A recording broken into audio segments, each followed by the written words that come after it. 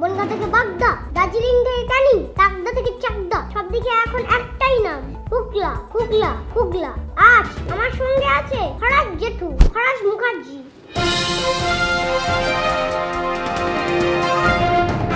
তুমি তোমাকে জানাই হ্যাপি নিউ ইয়ার। কেমন আছো তুমি? মোটামুটি ভালোই আছি। এই মিষ্টি প্লেট থেকে মিষ্টি খাও। এই আড্ডা চলতে চলতে আমি খেয়ে নেবো। ঠিক। এই শীতের মধ্যে তোমার গরম লাগছে না? একটু রাত্রের দিকে মানে ঠান্ডাই লাগে, সকালের দিকে একটু একটু গরম লাগে। হ্যাঁ লাগবেই তো। কেন বলো তো লাগবে? কেন? কারণ তোমারটা হচ্ছে। তাই মনে হচ্ছে আমার উনুনের মোপর বসে আছি। আচ্ছা তোমার আমার মধ্যে মিল কোথায় বলো তো? তুইও গাবলুস, আমিও গাবলুস।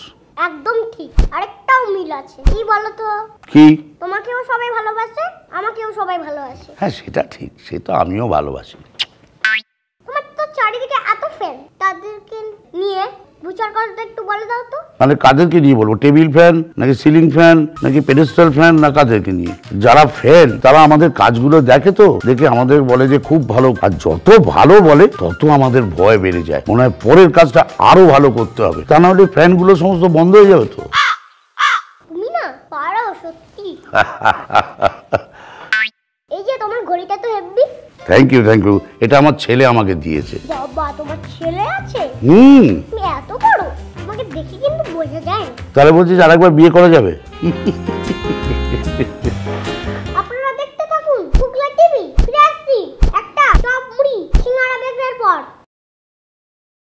আচ্ছা গরাজ আঙ্কেল, আমি শুনেছি তুমি অভিনয়ের সাথে সাথে খুব ভালো গান গাইতে পারো, তো আমার দর্শকদের দুলাই শোনাও তো। আচ্ছা একটা গান আছে বাঙালিদের নিয়ে লিখেছিলাম, সেই গানটা শোনাচ্ছি। চিতল মাছের মুইঠা গরম ভাতে দুইটা, ভুইলা বাঙালি খায় চীনা জাপানি লুইটা পুইটা।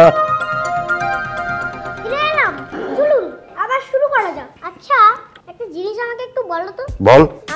সবাই আমাকে বলে সিনেমা, আমি এখনো অব্দি সেরকম কিছু করিনি। আমাকে কি একটু রঙা হতে হবে? আমি করতে পারলে তুইও করতে পারবি, যে যেরকম সে সেরকম। কাঞ্চন মল্লিক থেকে খরাজ মুখার্জি সবারই পার্ট আছে, সবাই তো করছে। এই জন্য তোমাকে আমার হেব্বি ভালো লাগে। Thank you. I love you. Faraz জেঠু, তোমাদের এই সিনেমাটাতে মানে এই দিলকুশ সিনেমাটা, দিলকুশ খাবার কোনো সিন আছে? একটা সিন আছে, সেটা আমাকে ওই অনন্যা আর কি দিয়েছিল, বলেছিল এটা খেলে দারুণ, যখন মন খারাপ করবে তখন দিলকুশ খেলে মন ভালো হয়ে যায়। আচ্ছা এই সিনেমাটায় শুনেছি ডেটিং আছে, তাই না? একা একা ঘুরতে ভালো লাগে না তো, একজন সঙ্গে থাকলে তার সঙ্গে একটু গল্প করা হয়, একটু কথা বলা হয়। এই ওই এখানে সেখানে নানান জায়গায়, পার্কে নাকি গাড়িতে, কখনো হেঁটে, কখনো গাড়িতে, কখনো ঘোড়ার গাড়িতে।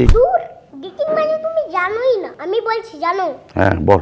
ডেট মানে কি? ডেট মানে তারিখ। ডেটিং মানে তারিখিং। বুঝেছি কিন্তু মাথায় ঢুকলো না।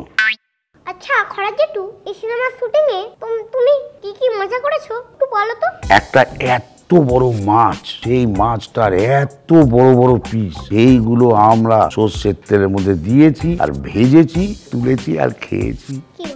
বিরাট বড় রুই মাছ। আচ্ছা রাহুল আঙ্কেল, এই সিনেমা শুটিং এর সময় তোমাদের উপরে কি রেগে যেত?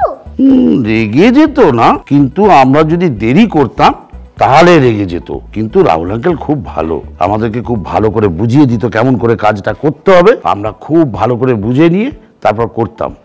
বুঝলে খরচ জেঠু, রোমান্টিক সিনও আমি দারুণ করতে পারি। Romantic scene?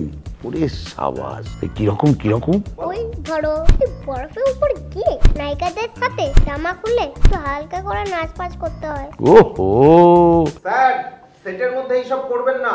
চুপ কর, তোমার যেমন ফ্যান ক্লাব আছে, আমার অনেক ফ্যান। আমার ফ্যান ক্লাবে তো বড় বড় লোকেরা আছে। তাই নাকি? অনেকে, আমি অত নাম ফাম জানি, তবে একজনের নাম মনে আছে। কি রে? উত্তম কুমার। আচ্ছা উত্তম কুমারও তোর ফ্যান? সর্বত্র তোর ফ্যান, তো অসাধারণ।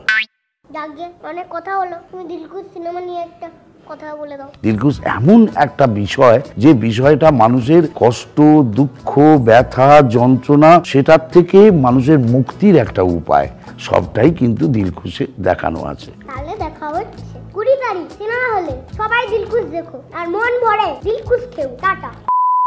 খরাজ আঙ্কেল, প্রচুর শেষ হয়ে গেছে, এবার অন্তত লাড্ডুটা খাও। ক্যামেরা চলছে না তো, তার ঠিক আছে। খুব ভালো খেতে।